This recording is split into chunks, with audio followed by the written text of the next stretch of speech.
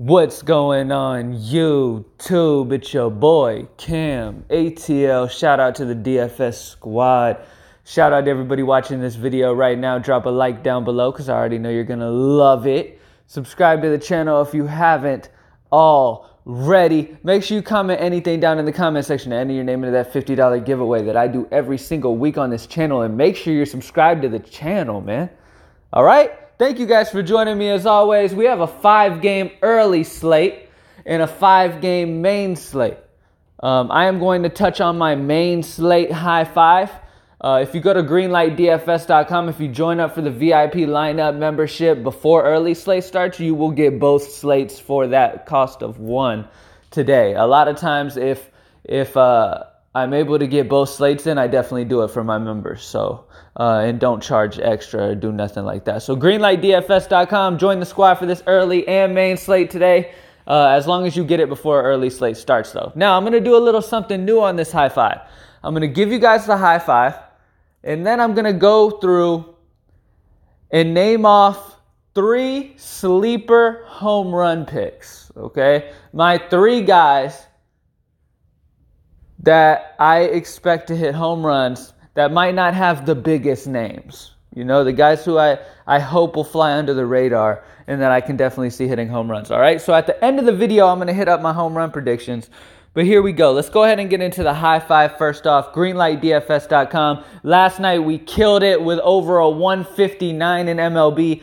Finally, it looks like things are going to start balancing out.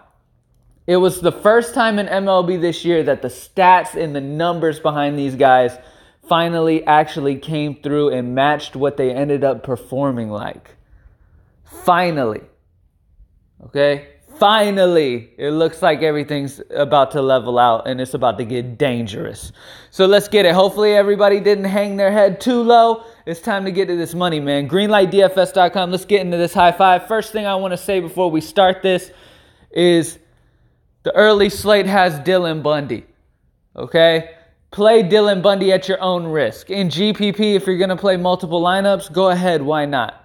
But I'll tell you guys, Dylan Bundy got me, what, a negative 18 or something last year? Maybe even more than that. At that point in time, I don't watch movies with actors named Dylan in it. I don't talk to anybody named Dylan. Literally anybody with even the name starting with D, like even David sometimes don't get talked to by me because their name is kind of close to Dylan. You know what I mean? And I feel bad, but it is what it is. My girlfriend's little sister was watching some show on Disney Channel with some actor named Dylan in it. Some Sweet Life or something. And this actor named Dylan was in it and I fucking turned the TV off and sent her to her room because she was watching that shit. You know what I mean? It's real out here. So I'll tell you right now, I'm not playing Dylan. But in GPP, I can see why you would. Anyway, all right, high five. Let's get it. Starting off at first pitcher, Jon Gray. He's going against San Francisco, and Jon Gray has always been a guy that I love when he leaves Coors Field. This guy's got a huge K rate. He strikes out both sides of the plate. He keeps the hard contact down, and in a place like San Francisco, regardless of how the weather is in this park, it doesn't really change anything. The way the park is built, it doesn't change anything. The wind doesn't affect much. So the wind is blowing out, but it's not going to scare me off of Jon Gray. I love Jon Gray at 9-3. Lock him in against this bad San Francisco offense. And I also like some Colorado guys. They're fairly cheap and they've got good histories versus Samardzija. Now this is in Coors Field for some of it. But Blackman's good. Desmond's good. Desmond for sure. He's cheap and got a great history versus him, so I like him. Next up, I got to go with Zach Godley. At home in Arizona going against San Diego. This San Diego offense, even after adding Machado, is still so bad. They are not good at all. So this San Diego lineup has a 23.6 K rate versus righties on average. Renfroe, Myers, and Tatis Jr., the new guy they just called up, all damn near have over a 30% K rate versus righties.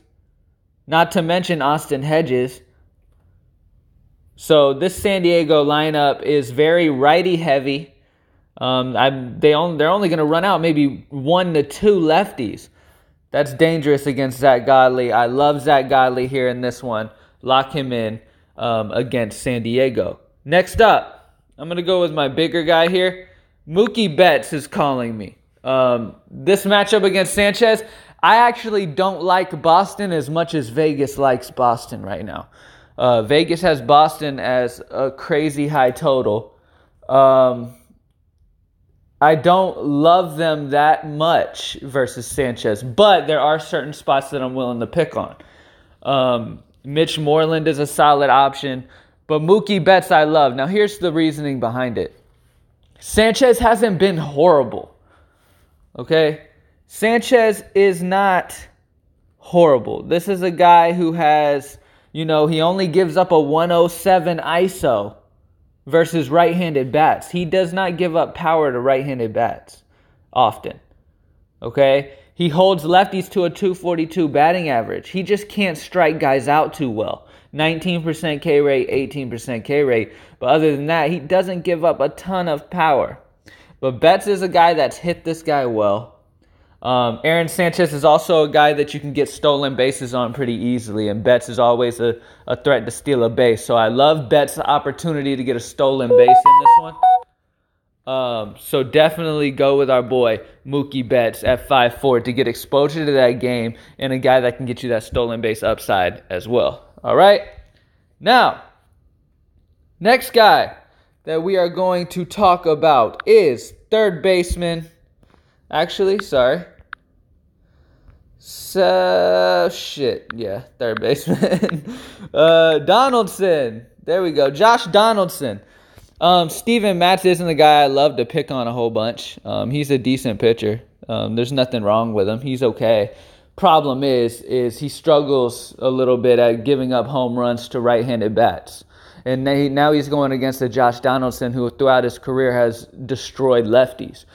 He hasn't had an amazing season so far this year, but I'm going to keep riding him versus lefties, especially at only 3.9. He's a lock for me on DK. I love him on DK at only 3.9 against a lefty who gives up power to righties. I mean, Donaldson has a 272 ISO versus left-handed pitching and a 409 WOBA.